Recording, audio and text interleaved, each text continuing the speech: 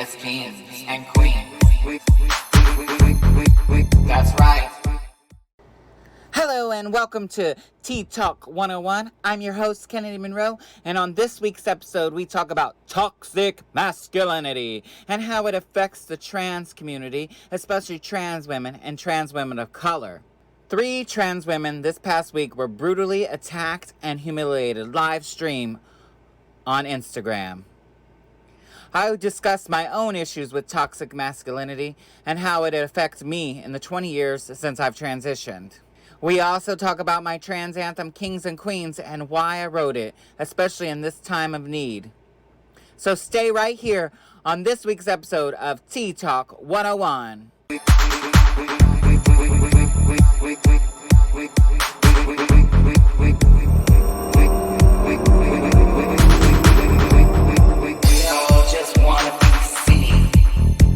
We're all beautiful kings and queens. We all just want to be seen. We're all beautiful kings and queens. I had this plan for what this week's episode would be. And then earlier this week, video started surfacing of these 3 trans women in Los Angeles who were just walking, actually weren't walking, they were waiting for their Uber to come. Three trans women, gorgeous, beautiful, just standing waiting for their Uber to come pick them up. And I guess from everything that I've read and watched, and I've watched the video, and it's hard to watch being a trans woman. It's brutal. These 3 trans women are beaten. At one point, a scooter, not like it's like a it reminds me of like a BMX little scooter, something like that, was thrown at one of the girls. These men videotaped it live. No one in the area at all stopped to help these women. They were being laughed at. They were being called tranny, men, etc. What hurts me the most watching the video is seeing no one coming to their rescue because they are trans women. People driving by. Even at one point, one of them got in the car and tried to run them over. As a trans woman, it is so hard for me to see this because I've experienced it, not to the extent that these women had to face, but I've also witnessed girlfriends of mine have this happen to them in front of me before I transitioned. Have you ever seen something so dehumanizing it make you feel despicable? This past weekend in LA, 3 trans women got beaten, brutalized, demoralized, and dehumanized merely for being trans. The names are Eden the Doll, Jasleen White Rose, and Jocelyn Flawless, who was attacked, robbed, and ridiculed in the streets of LA while they was waiting for their Uber. And you know what? I'm going to talk about this from the perspective of humanity because I see a lot of y'all don't have no regards for trans identity. So let's talk about it from a human perspective. If you go to Eden Doll's IG store, you'll see that men and women, our brothers and sisters, people that look like us, was laughing at them, just being a spectator, right? Just so we clear, if you see somebody being violated and you don't do nothing but be a spectator, you an accessory to crime. And you ain't got no more humanity or dignity than these people right here did when they watched George Floyd get killed. Your masculinity cannot be defined in its ability to dominate people, especially trans women. That shit not gangster. It's not cool. Trans existence, huh?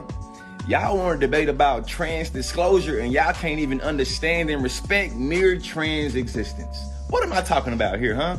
So some of you might be asking yourself, what the hell is he talking about? I'm talking about how this past weekend, a group of gangsters, I'm talking about a group of grown-ass men posing to be gangsters, jumped on, robbed, humiliated a group of trans women.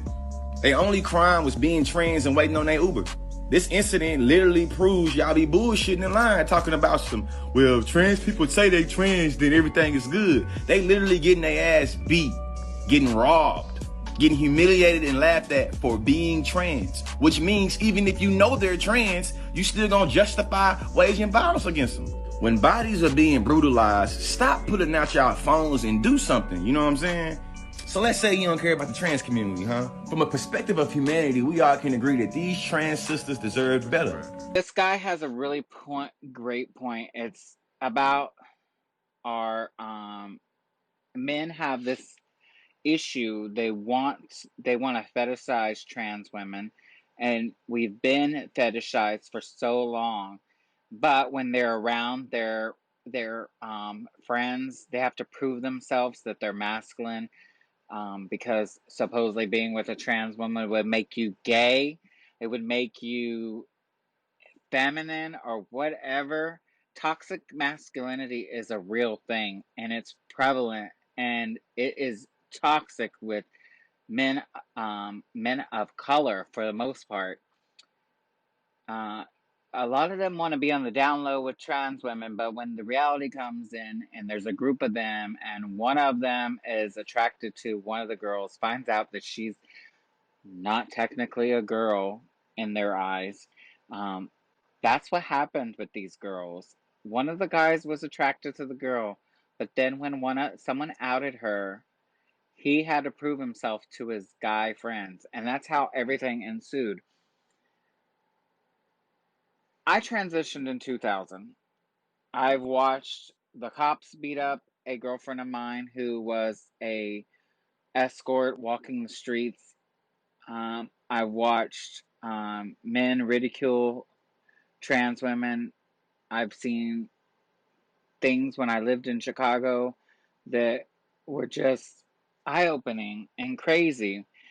And as a trans woman, I would get on the train to go home from work, and when I lived in Chicago for 8 years, and these men would approach me, talk to me, try to get my number. I used to wear a ring on my wedding finger just so I thought that men would stop talking to me. I remember one guy goes, "I know what you are, and I'm not going to say nothing, but we got to keep it a secret." And I was like, "Who says I want to be with you in the first place?" It was, I've always had men for the longest time in my 20s, transitioning and going through life. Every man I was ever with never wanted me to be a part of their life except in the bedroom or in an environment that they couldn't be seen by their friends and family. I was with a man for a while who was what we would call a chaser. Um, I met him at a trans party, uh, where everybody was wanting to be with him. He was a nice looking white man, cowboy, all these great things. He was a sweetheart. He was a talker. He was everything you could think about. And I was early in my transition, so I was still going through a lot of things, but I fell for him. I fell for a smooth talking, smell for everything. But the reality is that that man spent many years brainwashing me, telling me I was no good, but also sleeping with other trans women behind my back, while I lived with him. Um, Basically made me feel less than nothing, even though he introduced me and I met his family and all these things. I was still treated like I wasn't really allowed to be ex- uh, uh, that part of me with him. Uh, Eventually, I left him, and thanks to a wonderful friend of mine named Fallon Fox, which is the first trans MMA fighter to be openly out. Fallon came to my rescue. Fallon was my knight in shining armor, you could say. She let me come stay with her. She protected me when he tried to come knocking drunk on our door one night. She defended him off from me. Uh, Fallon was there when I needed someone so badly. And that's what I love about sisterhood and the trans women and how beautiful things how they come. If it wasn't for trans women, especially trans women of color, I would not be where I am today. So when you see these trans women of color being brutally attacked, beaten, made fun of, and no one helping them, it just hurts me so, so bad. Because being a trans woman, I'm like, that could have been me. That could have been me. And in some situations, it has been me. I don't know how I've survived to 40 with so many of the things that's happened to me in my life, and a lot of it is because of being a trans woman. The attacks, the things that happen to you, because you can't be looked at in society as a human being. You can't uh, we have a president right now who is basically attacking trans people, and we have to do something. And that's why I became an ambassador for Drag Out the Vote, because we have to do something. We have to go out, we have to vote, we have to change who is in office and making these policies. We need to change the way that America views trans people, that we are humans. We need rights just like everybody else. We are no different than anybody else. We've had to take a whole different journey than everybody else to be who we are, but we are the same. We deserve the same rights. We deserve the same respects. So, if you are not registered to vote and you are trans, I know it's a scary thing. Please register to vote. We must vote this year. We must go out and vote. And you can go out to dragoutthevote2020.org/vote to register. And you can check out all the information on dragoutthevote2020.org for all information. And if you want to contribute to them, I have a link in the description below. Help me raise funds for Drag Out the Vote so we can get more information out there for trans LGBTQ people who don't know anything about voting, who've never voted. We have a lot of people that are going to vote for the first time this year, and we want to educate them. So we need to raise money to make sure that that is out there for the LGBTQ community. Trans women, especially trans women of color, are brutally murdered every day. And you don't hear about it because they're misgendered in the news, or it's not newsworthy to people. People don't care. Last year, we ended the year with, I think, 20 something murders of trans women. And I decided that I wanted to release a trans anthem, which I came up with, Kings and Queens, which is the song that you hear at the beginning of this show. Um, it's my trans anthem, and the video is dedicated to all the trans individuals that had passed away from all last year, all the way up until January, the 1st of January of this year, because a trans man was murdered. And when I made the video, I had included, so at the end of it, all the names pop up from that have been murdered, and that were publicly, not just in the United States, all over the world. I wanted to write something and do something that lets trans people know that we all are going through the same thing, and our society treats us like we're not human, and we have to fight harder. We have to fight so hard to be who we are. We have to fight to be seen. We have to fight to be heard. And Kings and Queens is basically saying, I see you. I've been there. I know where you're going. I know what you're doing. I know you want to be seen. I see you. And that we're all kings and queens. Because it's a metaphor. Because we all strive to be that king and that queen. I mean, even gender nonconforming people, it's a metaphor just for beauty. Like, I think a queen doesn't have to be in a female form. A queen can be whoever you want it to be. A king doesn't have to be in a masculine form. It can be whoever you want it to be. And that's how I look at life. And I wanted to write this I wanted to write this anthem. I wanted it to be out there. I wanted trans people to have something that they know, because I know what it's like to sit there and be ridiculed. I was ridiculed all through my porn career in the adult industry because I was the fat girl, I was the white girl, I didn't have the big enough private parts or whatever. I was picked apart. I was told I was ugly. I would never be anything. I would never be on the cover of a DVD. All this stuff. I had to fight for me in the industry. I've had to fight for me my whole life. I've had to fight for me to be accepted in so many areas of my life. And all through that, I somehow look at the positive end to it. There was a point when I was younger that I wanted to just try to end it all. And I felt like, ooh, maybe that would be the best thing for me. And then you start to think about it.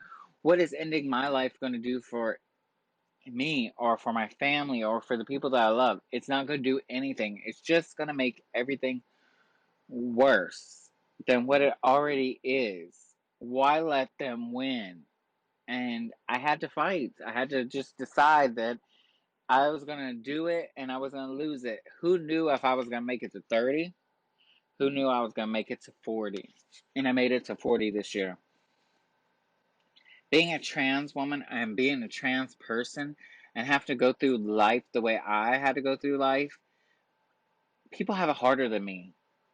I know trans women that will hear my story and go, oh, girl, you had nothing happen to you. And I know that every journey is so different. My journey is not going to be the same as the next person.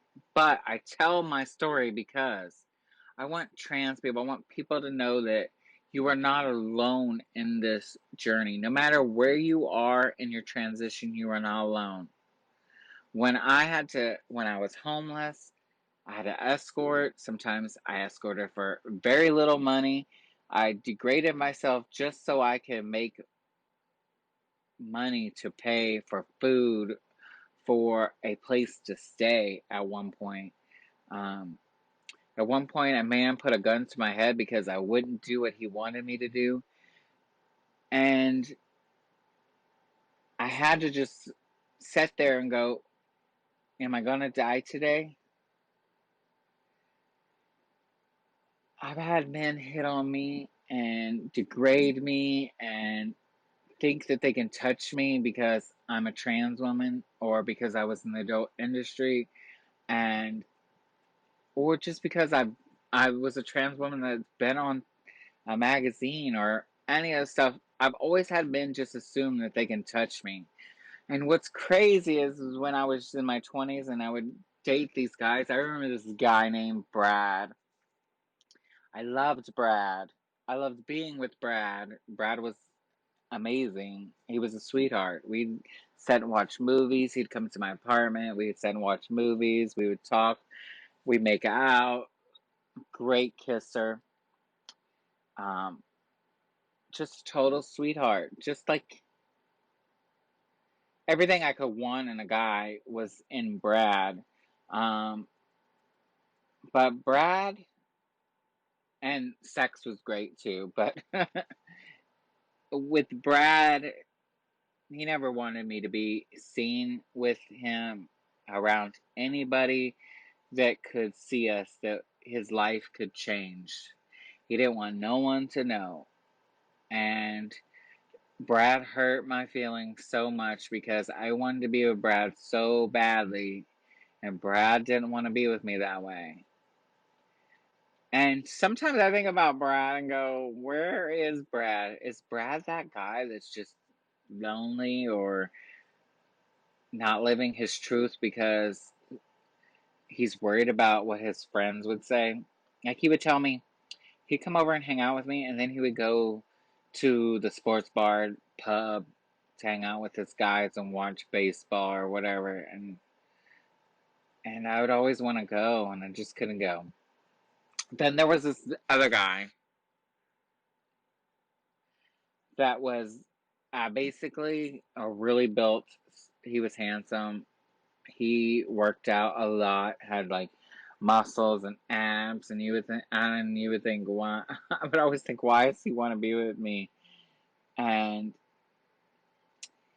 he was very shy. He was an accountant, nerdy. We had fun together. He was very sexual and all this stuff, but he was one of those other people. He did not want anybody to know his little secret, which was me. That's what's hard. You think about all those horrible things. It was like I had him, and then there was this tattoo artist. His mom was my client when I worked in the salon. His mom was my client. And I think I don't know how it came about, but he found me on MySpace. We started talking.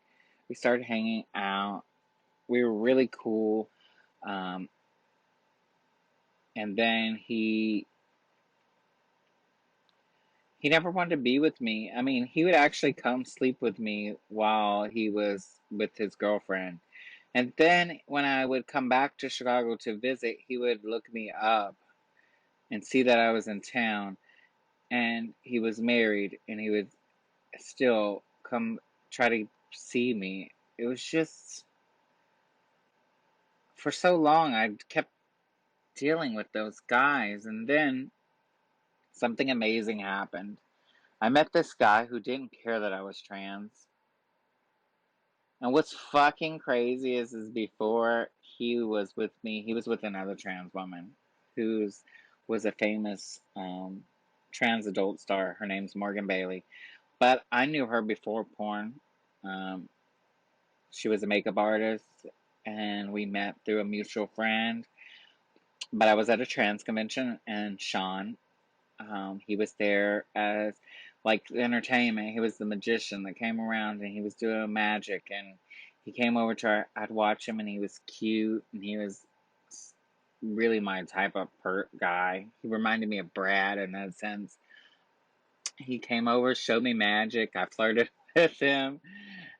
I think I flirted with him really hard, and it scared him. But anyway, we started talking that night, and we went on dates, couple dates, and after that, we were inseparable.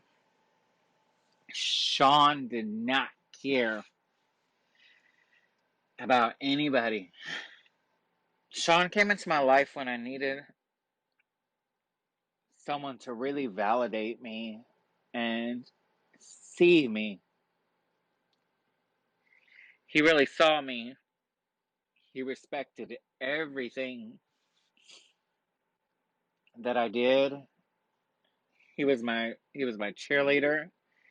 And when I said I wanted to leave Chicago because I wanted to change and to go back and see my family, he moved to Texas with me. Anytime I wanted to move, Sean moved. He didn't care. He loved me. And that was amazing. But what's sad is that Sean had his own demons that he fought for so many years. And a lot of times, you never saw those demons. And Sean was an alcoholic. He was, in 2014, he passed away. We're marking September 24th, 27th, actually, will be the day he passed away in 2014. I'd do anything for him, and I did. And I knew he drank. I didn't know he drank to the point that he killed his liver. And I know about his demons. I knew a lot of things. And I loved him anyway. And when he left, I thought, oh my God, what am I going to do? I can't function. Like this cis man, spent 8 years with me and was amazing. And didn't care that I was trans, didn't care if people found out I was trans. He didn't care. And I was like, Where am I going to find one of those again? He supported my adult industry job. He even did a couple films with me. So when I lost him, I didn't know what I was going to do. And what is ironic, in 2014, I started filming one of my most popular films, Transmit Adventures. And I started finding my interest in trans men and how they've come full circle into my life now. I just did it to just do it because I felt like trans men need to be represented in the adult industry a lot more, and I thought they were amazing people, and I wanted to work with them, and I became so close to so many of them, and um, that is how I met my husband I'm with today. My husband is crazy and wonderful, and we complete each other in lots of ways. And you know what's ironic? I was always trying to be thinking, oh, when I was younger, I couldn't be. I was I was too effeminate to play baseball. I was too effeminate to do all these things. And now that I'm with my husband, I can do more masculine things. We joke that I'm the butch one and he's the femme one. Uh, he always calls me his Shira, and he can't do things because he's shorter. Of course, he's shorter than me, and I'm taller than him. But I ain't that tall. But anyway, what's amazing is that um, we love each other and we complete each other, and we have that quirkiness. And what's good about us is we don't look at gender norms the way I used to. And I go back to thinking about these three trans women who are attacked because of toxic masculinity, and here I have a husband who doesn't care about masculinity and doesn't care about femininity, and it's just amazing to have someone that just understands you. For so long, I searched for that, and so many trans people search for that. And so when I talk to trans people all the time, and they're upset because cis people can't accept them or, you know, respect them, I tell them, find a trans person to fall in love with because it's the most amazing feeling in the world. It will change you, it will make you better. But I see the world and I see the hate, and it terrifies me. And you know what's crazy is I transitioned in 2000 and the world was totally different than it is now. Trans people didn't have the accessibility that they do today and it's just amazing. And I um I want you to know that if you're a cis man listening to this and you're attracted to trans women, don't let what outside people think about how you feel about a trans woman or your attraction, or does it make you gay or whatever. Just know that we are humans, and all we want in life is to be respected, to be loved, to be valued, and to be seen. And that's why I came out with Kings and Queens. That's why I talk. That's why I do this podcast. That's why I do so many things, because I had so many trans people, trans women mentor me my life. And if I can do that in return to someone else, it is the most amazing feeling. So I want you to know that you can reach out to me. You can listen to me. You can reach out to me, send me a message, send me a DM, send me whatever. I'm here for you. Now, what I'm not here for is men who send DMs and don't have profile pictures and all this crap, and they just want to be that secret thing. I'm married. I don't want to be that secret thing. I don't need to be that secret thing. So stop pursuing us in that sense and just treat us like we're human beings. These women, I hope those men get arrested. I know that LA County is looking for them. I don't know who had. I know that they identified the guys. I know all this stuff, but anyways, it brought a heated discussion to me that I think about all the bad things that's happened to me, and I think, oh, that could have been me walking that street, because I've walked that street before. I've eaten in that area where those girls were attacked, and I've sat and waited for an Uber with friends. So, who knows in today's society if that could have been me or any of my trans sisters. And it's sad. And we must do better. So we must go out and vote. Please register to vote. Go to dragoutthevote2020.org/vote to make sure you're registered to vote. If you need any information, please look at the description wherever you're watching this and click on the links. I thank you for listening. If you're listening to me on whatever podcast platform, please subscribe to this show. It would be majorly appreciated. Comment on it. Help let other people see this and listen to this. I thank you for your time. I thank you for your love. And just know I'm always right here. Leave a message. Leave a comment.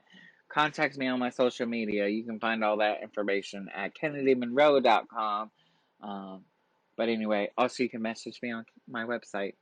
I hope you have a wonderful, wonderful weekend and the rest of your week next week. And I'll see you back here on Friday. So thank you so much. Have a wonderful, wonderful day, night, however you're listening to me. And just remember, you are loved, you are beautiful, and you are valid. And never let anybody take that away. Okay? Bye.